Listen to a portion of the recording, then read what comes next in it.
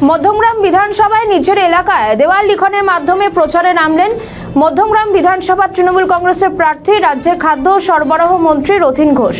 মধ্যমগ্রাম পৌরসভার 28টি ওয়ার্ড ছাড়াও 6টি পঞ্চায়েত রয়েছে মধ্যমগ্রাম বিধানসভায়। কলকাতা বিমানবন্দর লাগোয়া ক্রমবর্ধমান জনবিন্যাস মধ্যমগ্রাম পৌরসভা পঞ্চায়েত এলাকাগুলিতে যেমন উন্নয়নের হার বৃদ্ধি পেয়েছে, ঠিক তেমনি সমস্যাও বেড়েছে একাধিক জায়গায়। মুখ্যমন্ত্রী মমতা বন্দ্যোপাধ্যায়ের শতাধিক প্রকল্পের সুবিধাগুলিকে মানুষের দ্বারে দ্বারে পৌঁছে দেওয়াই একমাত্র লক্ষ্য রথীন ঘোষের।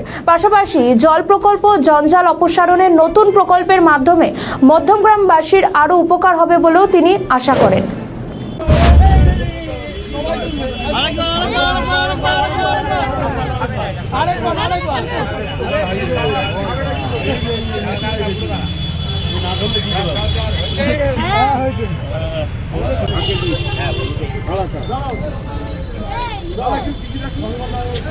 আরে ধরে যান না, আপনি এদিকটা যাচ্ছেন কেন?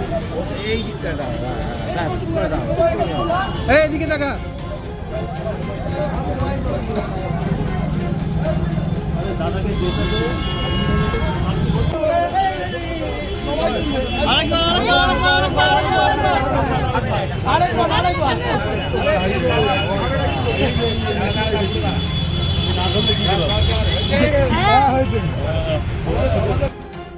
আমাদের ভিডিও ভালো লাগলে লাইক ও শেয়ার করুন, কমেন্ট সেকশনে আপনাদের মতামত জানান।